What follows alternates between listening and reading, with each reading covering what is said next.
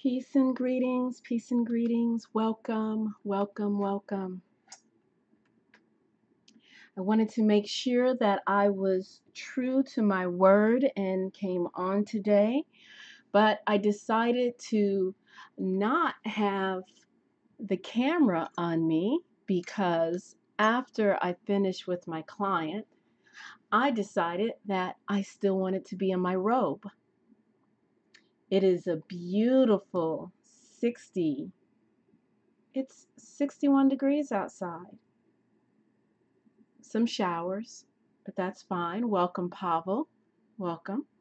I hope your little girl was inspired by the thank you cards that I shared last night. Maybe she was inspired to meditate or continue meditating, or just inspired by the artwork. So today we're going to check out hexagram number 31. Let's see. Okay, I have some glasses here. And this is going to be a short segment today.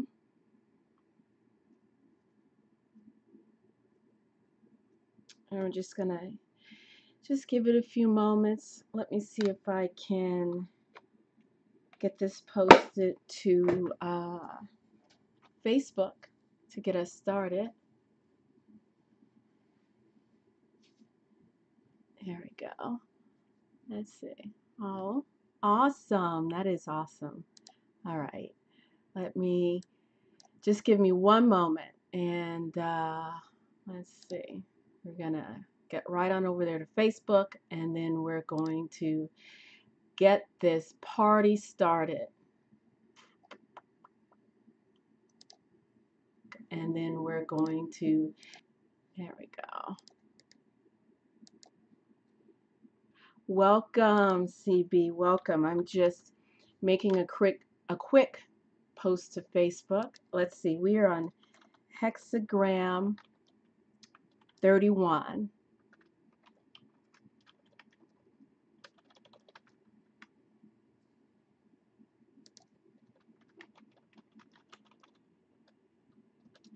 It is wonderful that it is Friday. I'm so excited. Can just relax this weekend. Okay, so, all right, where were we? Okay, so we are on hexagram number 31. Oh, welcome, David. Welcome. And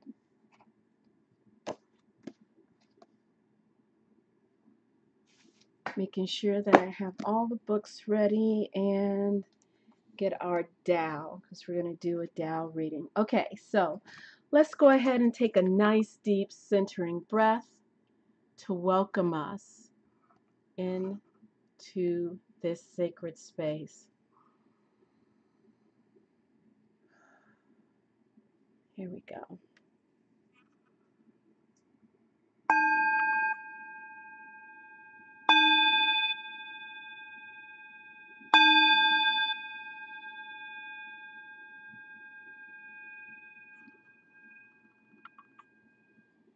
So there we go. All right. So we're going to get a Tao reading in. Okay. So just opened up the book and we are on chapter 67 and the Tao Te Ching, of course, with Ursula Le Guin. Chapter 67. Three treasures. So everybody says, my way is great, but improbable. All greatness is improbable. What's probable is tedious and petty. I have three treasures. I keep and treasure them. The first, mercy. The second, moderation. The third, modesty. If you're merciful, you can be brave. If you're moderate, you can be generous. If you don't presume to lead, you can lead the high and mighty. But to be brave without compassion or generous without self-restraint or to take the lead is fatal. Compassion wins the battle and holds the fort. It is the bulwark set around those heaven helps. It's interesting. Compassion wins the battle and holds the fort. It is the bulwark set around those heaven helps. And that's the Tao, chapter 67. I want to welcome Pavel, Critical Break, David Lux, and Sarah L. Sarah and I go way back, way back. Okay, so now we're going to look at John C.H. Wu's translation.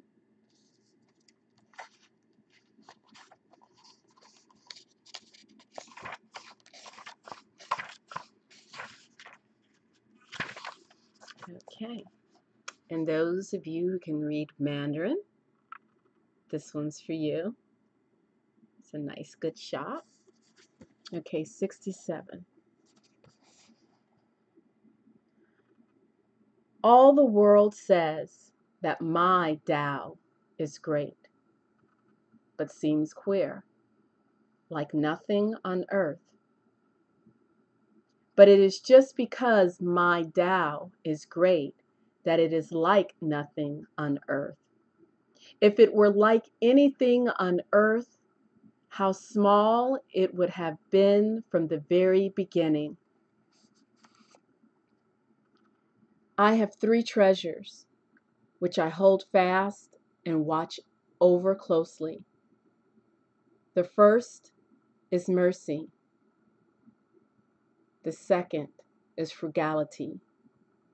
The third is not daring to be first in the world. Because I am merciful, therefore I can be brave. Because I am frugal, therefore I can be generous. Because I dare not be first, therefore I can be the chief of all vessels. If a man wants to be brave without first being merciful, generous without first being frugal, a leader without first wishing to follow, he is only courting death. Mercy alone can help you to win a war. Mercy alone can help you to defend your state. For heaven will come to the rescue of the merciful and protect him with its mercy.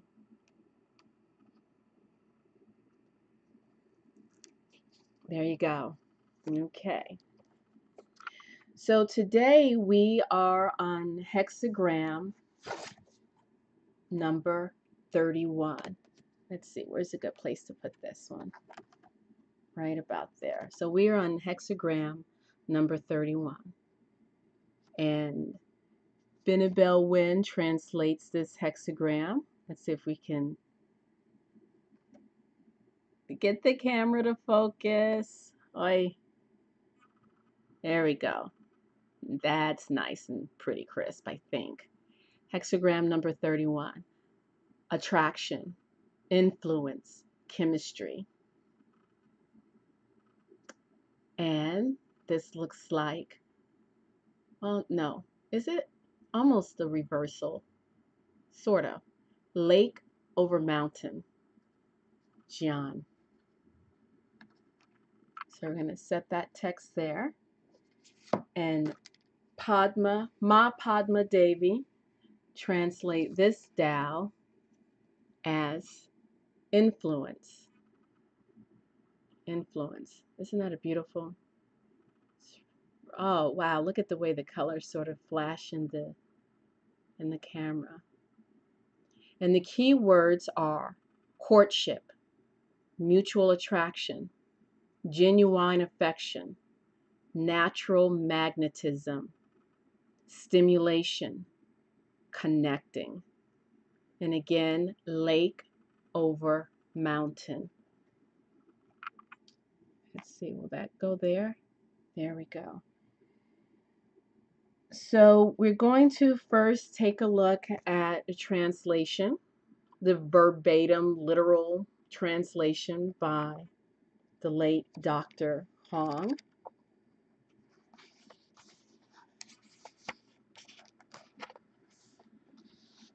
And Dr. Hong translates hexagram number 31 as cutting, lake over mountain, sign of the sacrifice, auspicious omen, favorable for taking a wife.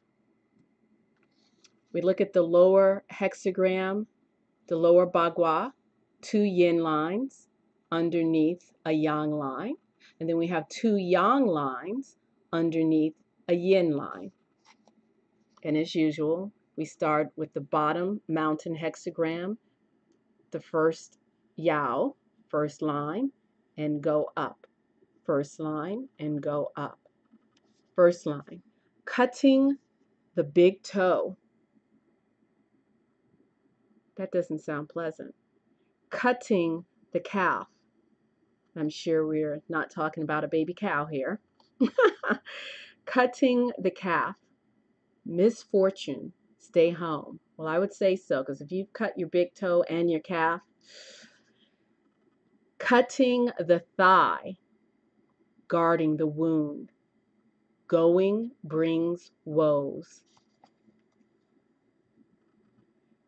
Lake Bagua, starting with the bottom yang, yao, yang line, masculine line.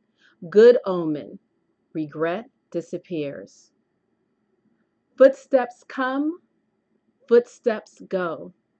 Friends be with you. Cutting the back, no regrets. Cutting the cheek, the tongue. Good grief. As I like to say, Lord have mercy. That's a lot of cutting. And I got the right number, 31. Okay. Ma Padma Devi's key words seem so much more promising than what we just received there. So let's look at a westernized version so we can understand. And I'm sure there's probably modern Chinese translations, because who could really understand that? All right. So we're looking at hexagram number 31. We're going to look at lake over mountain. So let's start with the bottom bagua. Again, 2 yin lines with the yang line on top. Keeping still, definitely. I mean, you know, if you're having your big toe and your calf cut and your thigh cut, you better be keeping still. Preserving energy through stability, resting, respite, completion, discipline, resting state, rumination, meditation, cultivation. Have a wonderful day, David, and happy solstice. The element is earth. The direction is northeast. The season, spring equinox. Cardinal summer, life aspect. Knowledge, education, skills, wisdom, medically speaking, hand, joints, skull and neck, upper back, shoulders, tumors, circulation blockage, root chakra, the wolf, the archetype, it's the scholar, the artist. And the immortal is Zhang Guo Lao, patron of occultists, alchemists, necromancers, and healers. And then we have lake.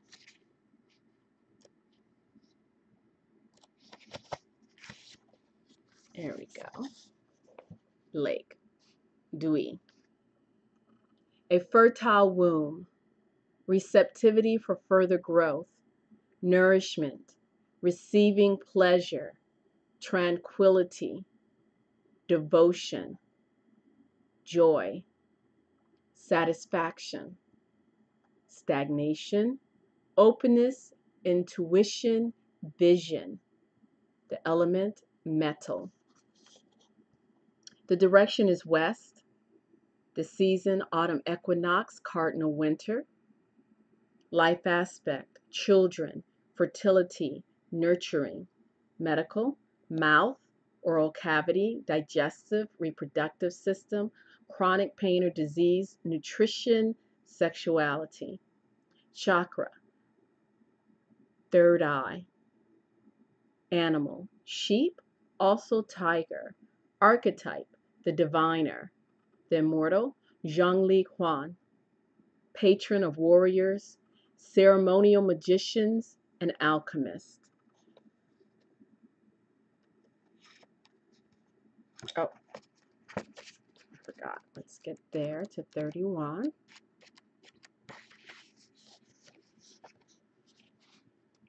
Receive others with humility and non-judgment.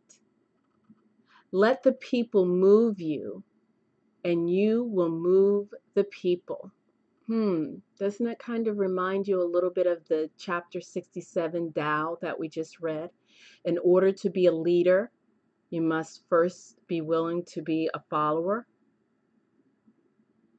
Young lovers are joyous and prosperous. It is auspicious for you to proceed with your endeavor. Change is coming, though no one seems to sense it. The beginnings of movement, an idea begins to surface. However, whether the influence will have an impact remains to be seen. It is still too early to tell.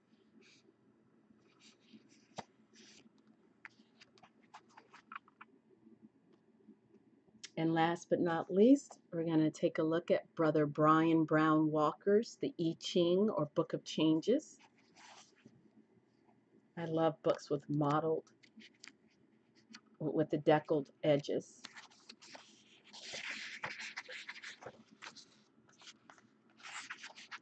Okay. Shin, influence or wooing.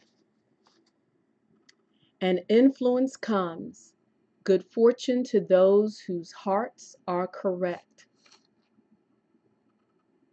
The hexagram Shin indicates the coming of an influence.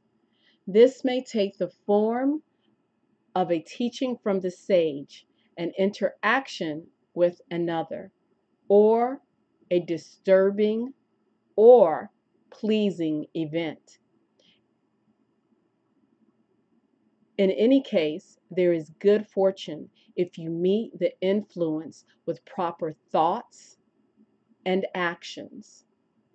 Again, kind of reminds me of Tao chapter 67 that we just read. It is a good time to remember that like attracts like. If one gives expression to higher things, then one is surrounded by higher things.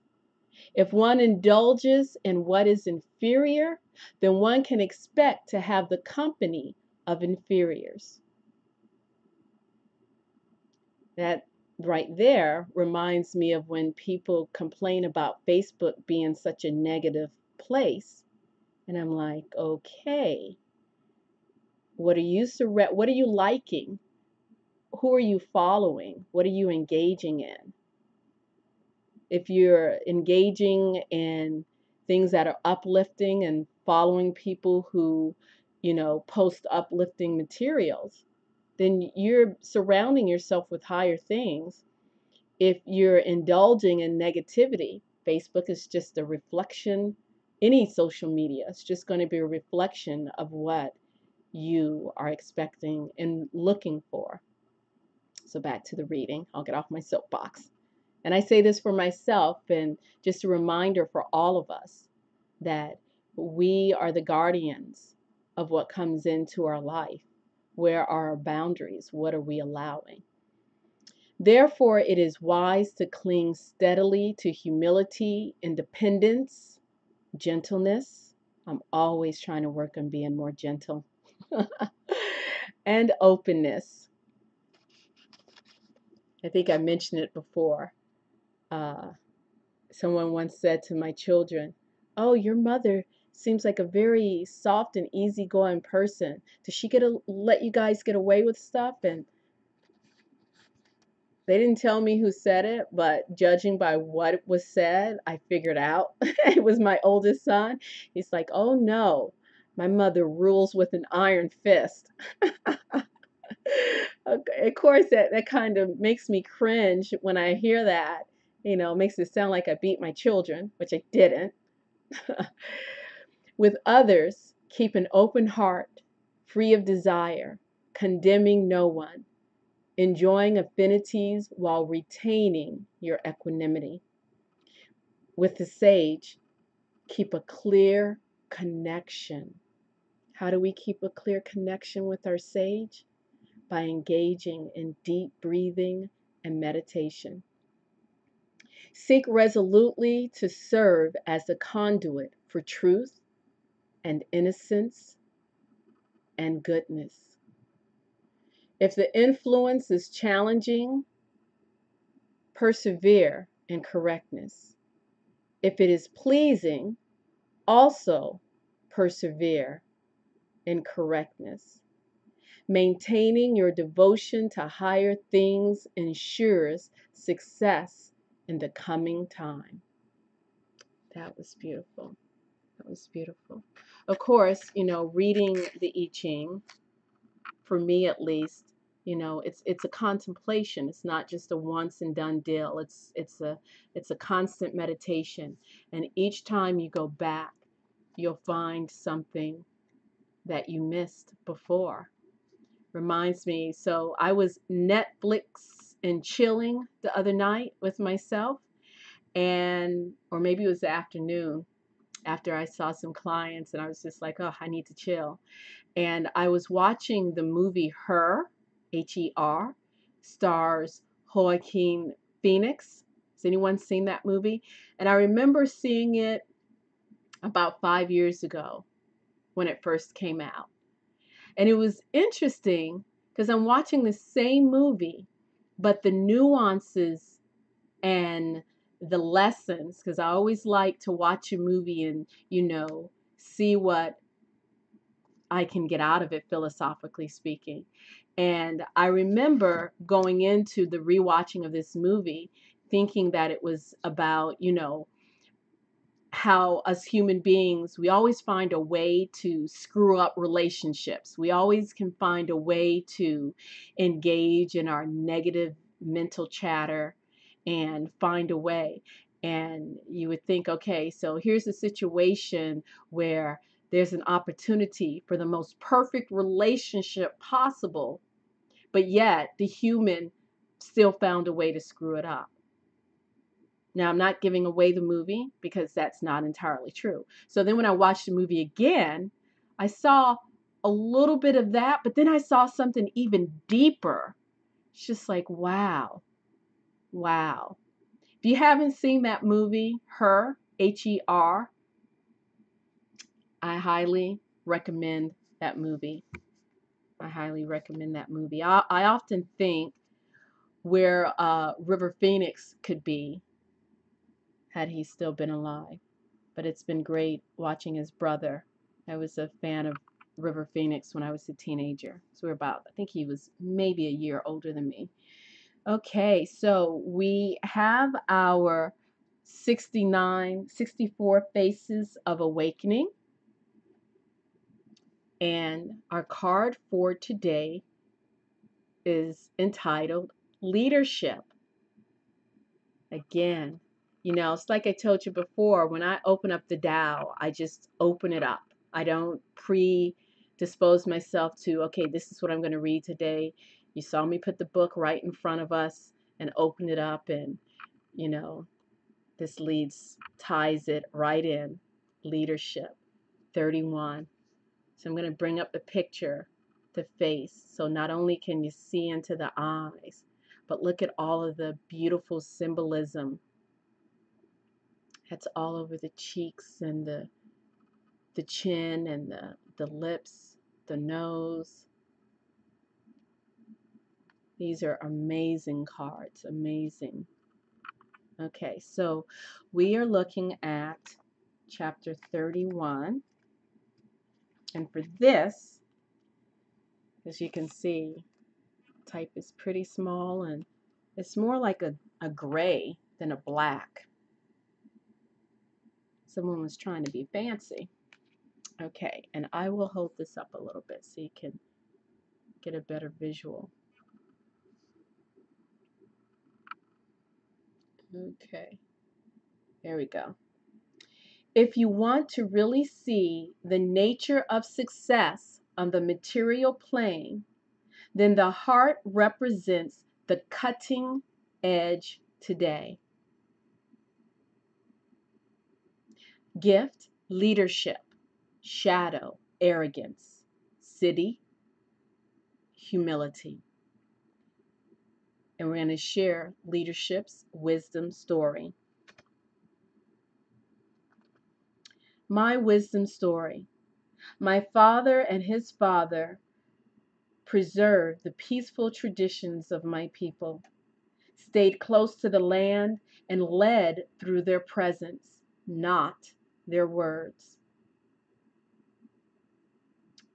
I'm going to have to stop right there. My 8-year-old is in 2nd grade, and we were over at the school a couple of weeks ago for a nighttime lantern walk. And we're in the classroom. There's a big vat of popcorn and a couple of gallons of apple cider, of raw apple cider, the good stuff, So we're there drinking and stuffing our faces, and parents are talking, and the kids are chit-chattering. And then the teacher, she begins to speak to everyone, and she speaks in this nice, calm, low voice. And all of the children immediately stop and pay attention to her. And she goes over to a corner of the wall. Now, the parents are still talking, but the children, they're like the Pied Piper, the mice following the Pied Piper. They follow her right over. They sit down. I was astonished. I mean, I remember when my older boys were little, I had 3 little ones at one time. And was I not always raising my voice trying to get everyone's attention? And I could have bowed down to this woman. I'm like, I don't know how you do it, keeping that voice low. That just reminded me where I read these words that his father and his father's father, they led through their presence and not their word. Reminds me of that 2nd grade teacher. She led through her presence, her calm word, and not having to assert her authority and raise her voice to get everyone's attention. Because I've seen some elementary school, middle school, even high school classes where the teacher's raising their voice and the kids are still loud. But when I was young, I was kidnapped by the state and forced into a boarding school run by the church. They taught me that my people were heathens and that our way of life was no good. Over time, as my spirit broke, I deferred my power to the teachers and eventually forgot the ways of my people. I thought, spoke, and acted like the white man. Years later, when I returned to my village, I looked upon my people scornfully and with pity. I arrogantly believed that if they wanted to survive and put an end to their suffering, they needed to drop the old ways and join the rest of the world. I addressed my people, infusing my speech with feigned humility and native phrases. I spun a tale of future promise and prosperity, if only they would follow me. As I spoke, I felt confident and special. My father and my grandfather just sat in silence. When it came time for my people to follow me out of the reservation and into the future, no one moved. Instead, they looked to my father and grandfather for guidance. Two men who had no interest in arguing or imposing their agenda on anyone. Now, how are those men expected to get anything done if they're not arguing and raising their voices and beating their chest and imposing? They have to have an agenda. All right, let's learn. As my grandfather spoke on behalf of the community in simple yet potent words, I was hit by a deluge of pain and humility. I hadn't scratched the surface of my people's reality or my own suffering. Why on earth would they want to follow me? I went on to spend years listening to and recording the stories of my people, the elders, the people who had also been torn from their homes and put in boarding schools, the women, the children. It wasn't until many years later, long after I had given up on wanting to be a leader, that I found myself sharing these stories in a way that moved the hearts of the white man and inspired my people to participate in their own liberation. My gift to you. I want to free you from your own conditioning, to make you aware of just how much you still care about what others think. Be honest with yourself. Where and with whom are you being arrogant? How are you still spinning the truth in order to be admired, respected, or to gain more power? It is through wisening up to these tendencies, no matter how subtle, that your true capacity for leadership is born. It is time to recognize the limitations of your own intellect. True leadership does not require a superior mind or the recognition that you are a leader. It doesn't require that you always know what you're going to say.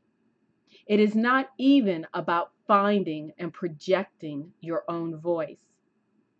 It is about listening deeply to others and using your own voice to represent theirs. No matter what you do, whether you're speaking, writing, or creating, do it with humility and heart.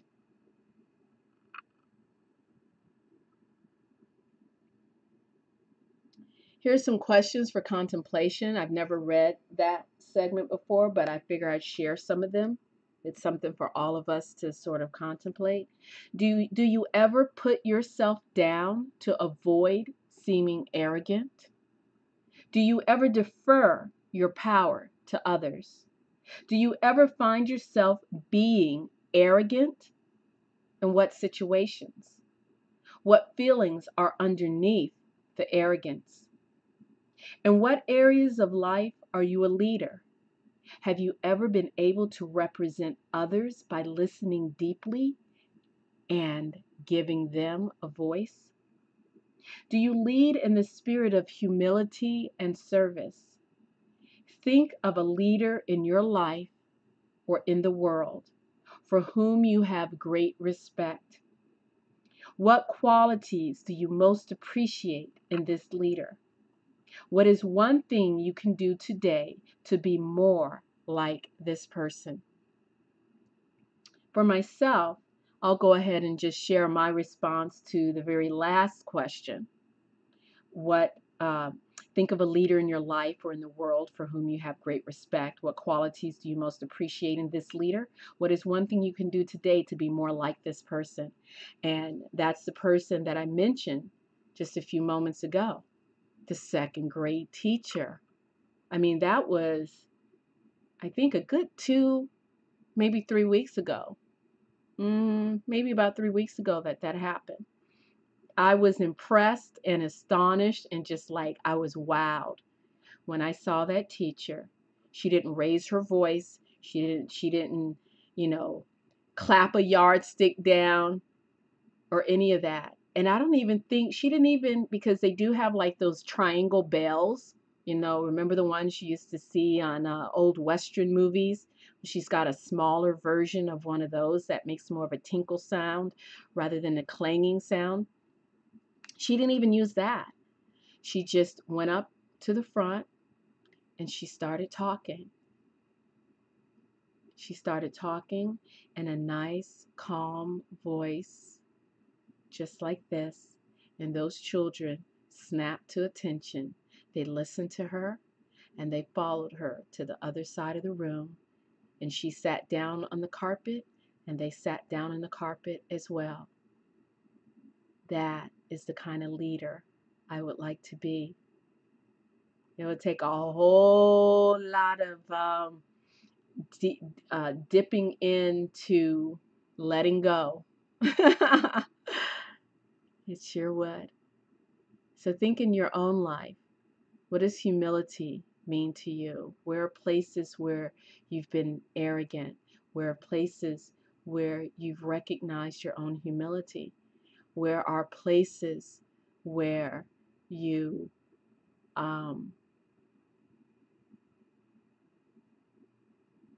were a leader and you were effective and you didn't have to use force or demand to get there? So that's beautiful. Something for us all to remember. Okay, so thank you so much for joining us today. I hope that within hexagram number 31, influence, that you found something of meaning and value for yourself,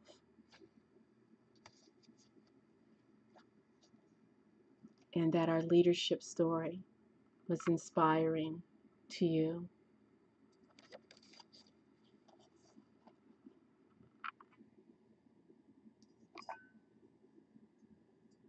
So it is winter solstice, and if I'm not mistaken, it is also, we are working on a full moon.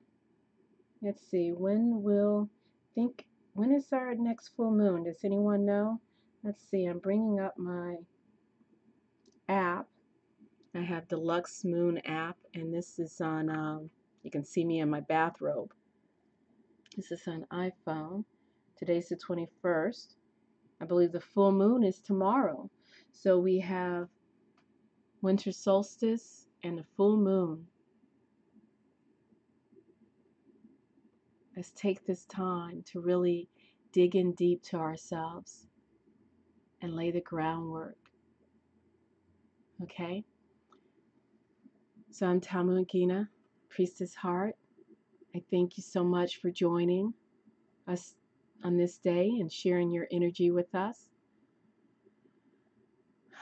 Let's take a moment to remember our ancestors, to remember all those who have come before us. Let's take a nice deep breath.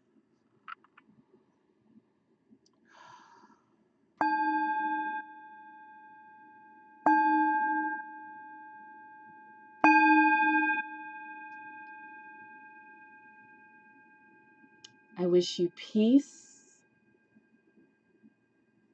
complete and perfect peace and great bliss. Until next time, as my sensei likes to say, until next time, keep going. Bye-bye. Sip your tea, the memory of all that